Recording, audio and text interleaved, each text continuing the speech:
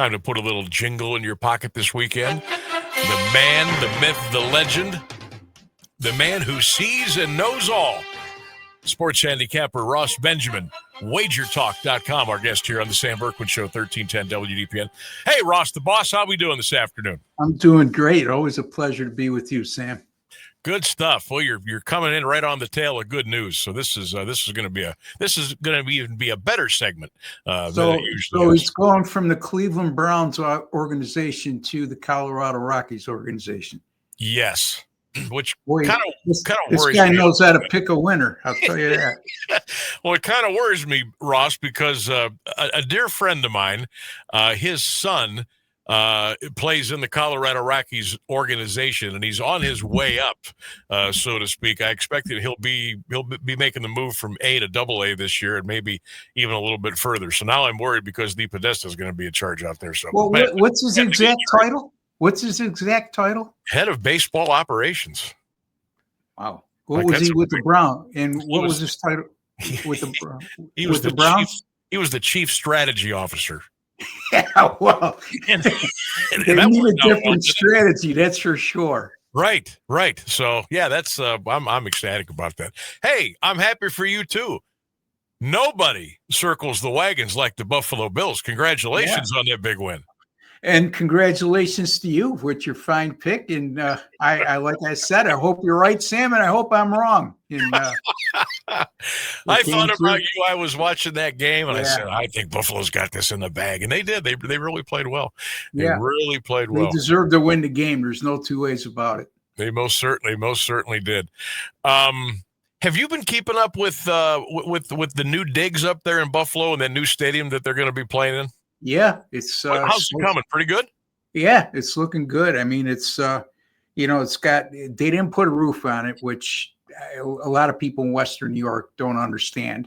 But having said that, they wanted to keep the elements, in December, and the advantage they believe they have when they do that, which they do to some degree. Mm-hmm. But it's conducive to the fans now, where you're not going to get the wind. Like the high winds in Buffalo, the way they have it structured is you're going to get very minimal wind conditions now on the field and in the stands. So part of the roof takes care of the majority of the seating. So on a sunny day as well, and if it's raining. So a lot of people looking forward to it. It's by all accounts, Sam, and I haven't seen it. I saw it when it was halfway done, but by all accounts, it's a spectacle. So. Oh, that's good. They deserve that, because they've gone through some. Well, I hate to say anything is outdated, but I mean they probably really needed a new place, and I'm glad they're getting that built. That's really good for the. Yeah, but like the Browns, when the Browns opened up their new stadium many years ago, licensing fees come into play, right? Oh, so you're talking about an economy that's already wounded. It's top heavy. And you start asking people to come up with $15,000, $20,000 licensing fees. All of a sudden, the commitment to season tickets takes on a whole new meaning. So, yeah, well, we're going through that too in Cleveland. They've talked about PSLs, and they've been kind of fishing around with the season ticket holders over the decades what they would be willing to pay. And gosh, Ross, some of the amounts of money that they're coming up with are just alarming. For a personal seat license for a season ticket in that new dome. And it's just, it's crazy, but you're right. Oh my God, PSLs. It's one of the greatest scams of all time. I think. No doubt. All right, let's go. Ross Benjamin, wagertalk.com, Weekend Warrior up again. We're going to put all that information for you up on the screen, and the ways you can directly get to Ross and get his premium picks for the big weekend coming up. Ross, I figure we start with a little college football. It's kind of a limited slate on Friday, so I'm just I'm going to gloss right over Friday, and we'll go right into Saturday. The Buckeyes number is way too big, so we don't even need to talk about that one. But is there a couple of games that stand out to you as far as maybe the top 10, top 15 on Saturday that really look pretty good to you?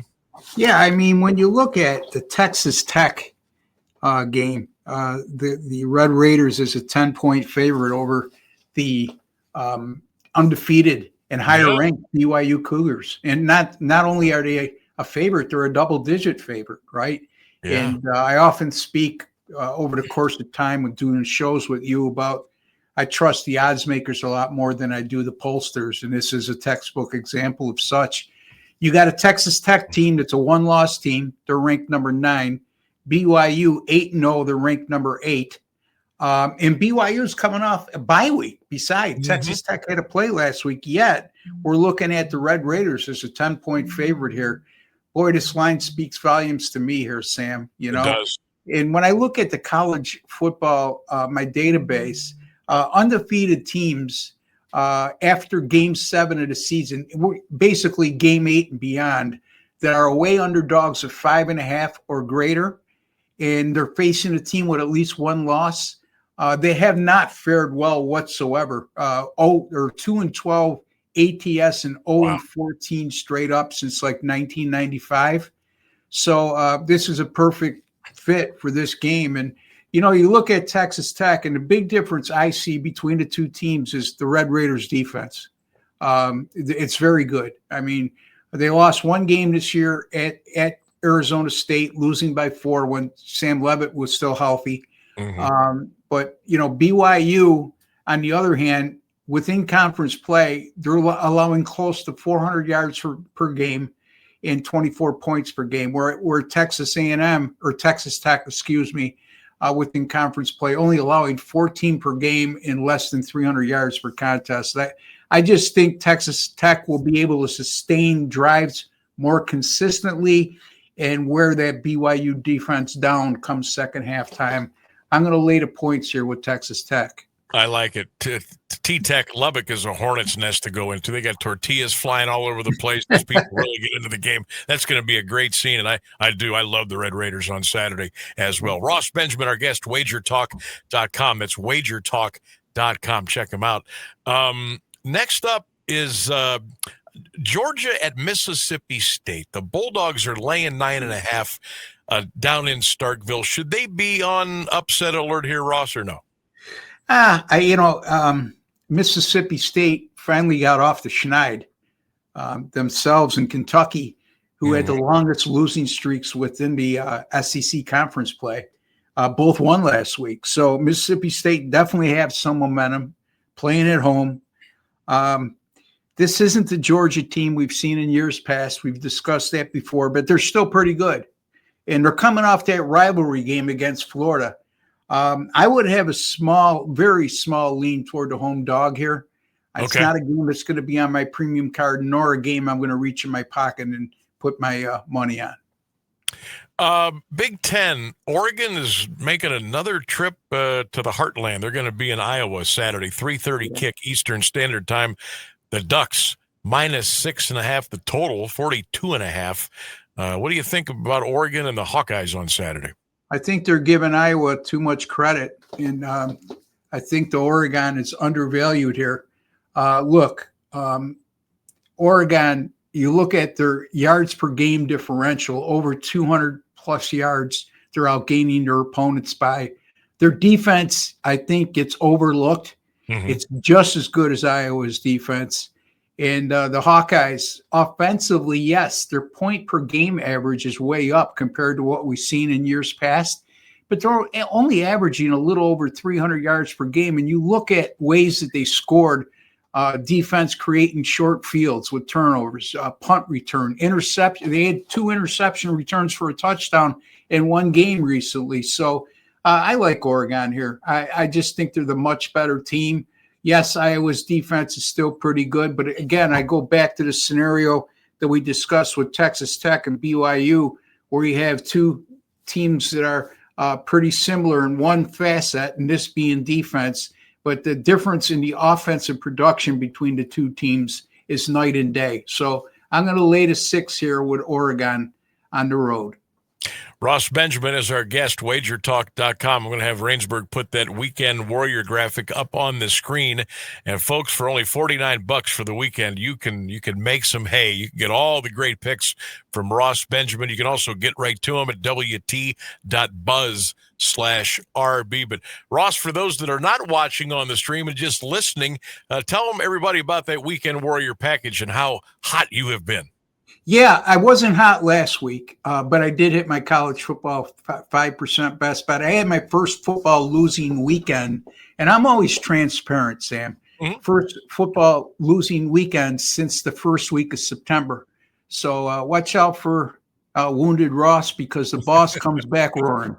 And I fully expect to have a big weekend. It includes all the Saturday college football picks, including my 5% best bet. Sunday, NFL picks, including the 5% best bet. And I will have a play on the Monday night game this week. So again, you're getting all that for just $49, folks. The cost of my two 5% best bets, one in college football, one in the NFL, combined $70. This package is $49, and you're getting not only the two best bets, but you're getting everything else that I put out. So great deal. It's a steal. College football, number one in win percentage, number one in return on investment at Wager Talk this year, with a record of 26-14, 65%. My college football, NFL combined since September 11th, 40-24. And the last I checked, that's a pretty good win percentage. So a lot of great things. NBA is off to a great start too, folks. If you're interested in basketball, NBA off to a 7-2 start to the year, and going back to last year, 21-7 run. He does it all. Sports handicapper Ross Benjamin. There's that Weekend Warrior package information up on the screen. Again, to get right to Ross, get those premium picks, wt.buzz/RB. That's wt.buzz/RB.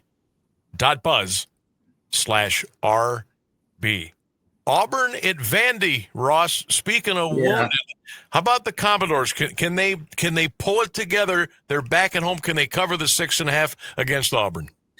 You know, this game would scare me a little bit if not for the fact that they just fired their head coach, and Auburn is playing with a lame duck coaching staff. Yeah. But, you know, the bottom line is Auburn's been a very difficult team to blow out this year. They've been their own worst enemy. They find ways to lose. You look at some of the losses they've had, and they've been right there in a majority of them. And their defense is played extremely well all year long. You know, the problem with Auburn's defense is they wear down sometimes late in games because their offense just can't consistently sustain drives. I'm not going to call for an outright upset here, but I think Auburn's going to keep this game more competitive than a lot of Vandy fans would like to think. And I'm going to take the points here with Auburn. They were opened at 7. They're down to 6.5. If they could, for 1 week, find a way not to lose a game and find a way to win a game, they're going to stay in this contest throughout. Yep, that sounds good. Ross Benjamin is our guest on the Sam Bourquin Show, 1310 WDPN. Again, to get right to Ross and his outstanding premium picks, WT.buzz/RB. Number 14, Virginia, Ross, at home against Wake Forest. Are the Virginia Cavaliers for real? They're the biggest fraud in college football. I had a feeling. They are. I mean, you look at how they're winning recently and the level of competition they're playing and them barely getting by, starting with the Washington State game and then last week at Cal, very lucky to win. And there's a couple other games that qualify along those regards. And the only thing that bothers me is Wake Forest, they had a lot of momentum going into last week, and then they laid an absolute egg at Florida State and got blown out. But this Wake Forest team is more than capable of pulling an upset here, you know, and I'm going to take the Demon Deacons plus the points. I like it. I agree. I think Virginia is just a shadow. That's all they are. They're just a shadow. All right. One more college game, and we'll move on to the National Football League. This game minus the juice that it usually gets, but it's SEC and probably still worth maybe taking a look at. Alabama at home. laying 9.5 to the visiting LSU Tigers. Is it Roll Tide or is it Bayou Bengal? What do you say, Ross? Yeah, I'm awfully surprised that LSU has caught a lot of money early in the betting process here from the general public, and that line went from 11 to 10. I don't see why. The bottom line is LSU's offense has had their fair share of struggles this year. Alabama's offense is dynamic. You're playing Alabama at home, and I just don't think LSU is a top caliber. Alabama could end up, when it's all said and done, in a national championship game. I mean, this is a team that started out the season with that surprising loss at Florida State, but man, they've rebounded very well since that time. And I think they're undervalued at a 10-point favorite, which is hard to say. But I think Alabama here is 2 touchdowns or better than LSU. Lay the points with the Crimson Tide. Lay the points with the Tide. Before we get to the NFL, I got a note here from Philly. It says, Sam and Ross, love the conversations with you guys every Thursday. If you know anything about my betting, you know I will be chasing with a Hawaii game late night on Saturday. Do you have any lean on the Rainbow Warriors in San Diego State? The Aztecs are -6.5 over on the island. Yeah, San Diego State only 1 loss on the year, but strength of schedule leaves a lot to be desired. Hawaii much improved this year. And, playing on the island's never easy. I don't have a strong opinion, Philly. And just because it's the last game on the board, buddy, doesn't mean you have to bet it. Get some sleep and be rested for the NFL tomorrow. Much better value on the college football board than this one. Oh, that's right. Ross, we've all been there. I've been there. You come Saturday night about 10:35, you're like, oh, my God. Well, there's always Hawaii. Let's go. Let's fire up station KVVE out of Honolulu. Let's go. Yeah, discipline is a big thing when it comes to sports betting, and it's very frustrating to me sometimes. I could have a winning day, and because I don't have anything that starts after 7 o'clock, people feel like they compelled, and then they tell me the next day, yeah, you won for me, but I lost it all back at night because you didn't have anything. Sometimes no bet is the best bet. Right. That's right. The best bet is the one that you don't make. Ross Benjamin is our guest. Check out that $49 Weekend Warrior package. And to get right to the premium picks for Ross Benjamin from Wager Talk, WT.buzz/RB. To the National Football League we go, Ross. Minnesota hosting the Baltimore Ravens. Baltimore laying 4.5 on the road. Looks like Lamar is almost getting close to being back to the real Lamar. Anything here on the Ravens and Vikes on Sunday? Yeah, I have a lean toward the home underdog here. I know everybody, the popular opinion, and now that Lamar is back and Baltimore playing what they deem to have as a soft schedule, which they do in coming weeks, but I don't think Minnesota can be considered soft. Yes, they're hurt at quarterback, but the Vikings defense isn't bad. They went to Detroit last week and won as better than a touchdown favorite against a Detroit team that was off a bye and a Detroit team that was very good off a bye under Dan Campbell. So I have a small lean toward the Vikings. I also have a small lean on this game playing over the total.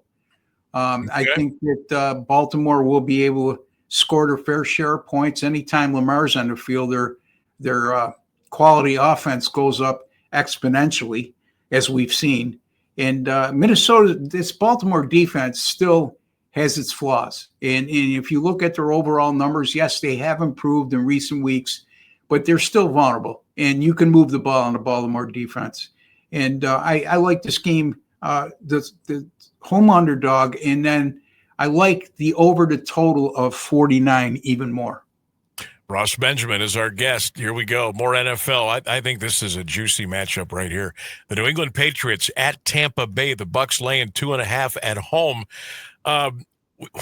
We talked about Virginia kind of being a fraud in college football. I'm not saying the Patriots are not the real deal, but I just kind of wonder, how good are they, Ross?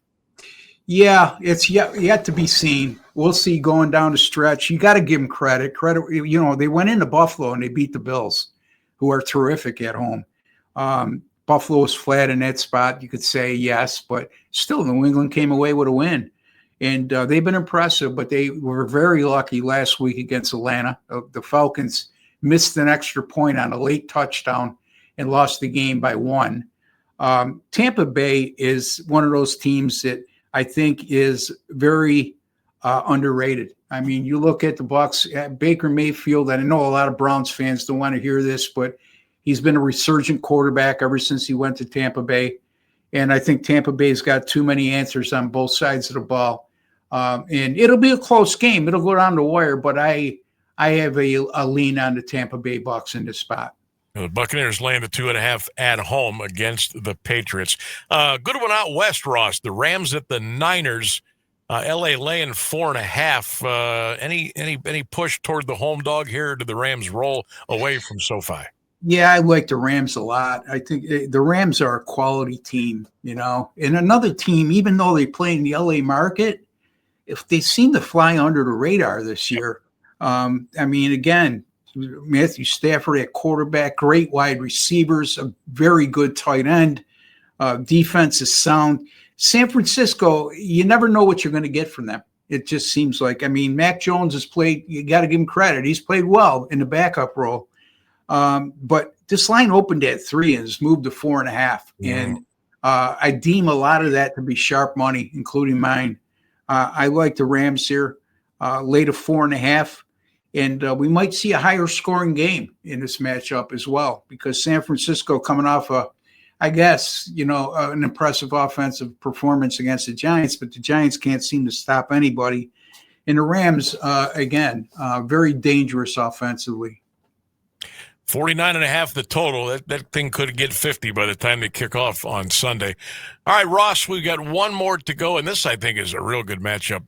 Speaking of SoFi, the Chargers at home, sort of, against the visiting Pittsburgh Steelers. The Lightning Bolts are -2.5. The total is 44.5. There will be 60,000 people there waving terrible towels. Do the Steelers steal one on the road? Yeah, I was just going to say, you're right. It's supposed at home field. I guess, technically it's a home game. But the Steelers always travel well, and you give them a chance to go out west in a brand new stadium like SoFi, which is an absolutely beautiful facility. I just think Pittsburgh was very lucky last week. They did beat a red-hot Indianapolis team, but Daniel Jones reverted back to his old ways, throws 2 interceptions, loses 2 fumbles. Indianapolis lost another fumble. Pittsburgh was beneficiaries of 5 turnovers, and they still didn't pull away by any stretch of the imagination. The Chargers, to me, this is a team, again, they sort of get lost in the shuffle because they're in the same division with Kansas City, and and they don't have a lot of home fan support. And I just think the Chargers are to play here. I think it opened at 3.5 down to 2.5. A lot of Pittsburgh fans, I believe, is where that money move has come from. Yep. Because the Steelers on the road against a very good Chargers team, and like I said, those Steelers fans that jumped all over their team early in this matchup, I think you have a false sense of security because you beat Indianapolis last week, but you have to look inside at how that occurred. Indianapolis didn't have a game like that all year long, So in Pittsburgh's defense, it's still vulnerable. They ran into that game giving up over 380 yards a game. And the only reason why, and still Indianapolis was right up there to that number. It's the 5 turnovers that crucified them. Well, we've got the Chargers at home. We'll take LA -2.5 against the Steelers. Ross, I'm going to spare you the Jets and the Browns. Yeah. The Jets have decimated their team with getting rid of people. The Browns, it's a game you just don't want to mess with. So we will spare you that one. Well, the Jets threw in the proverbial white flag, right? Yeah. Got rid of Sauce I think that Indianapolis gave up too much, though. Even though those first round picks are going to be in the it'll be in the high 20s this year. But Yeah, I mean, to give up 2 first-round picks, I mean, it's a lot. do they think they're that close to winning a Super Bowl in a very good AFC? They're going to have to play a hell of a lot better than last week. In Cleveland, this will be the 4th time they're a road favorite since that infamous 2024 playoff game at Houston. Oh, And they're 0-3 straight up in ATS since that loss, and pretty much lost decisively each time they were a road favorite. So, yeah, if anything, Sam, this might end up being a 6-3 type of game. that's what it deserves. That game deserves to be 6-3. Ross Benjamin, our guest, he is the handicapper legend. You can check him out at wagertalk.com. Again, get right to him at wt.buzz/RB and take advantage of that $49 weekend warrior package. You don't want to miss it. Ross, always a pleasure. Stay safe and healthy, and we will talk to you next Thursday. Thank you for having me, Sam, and have a great weekend.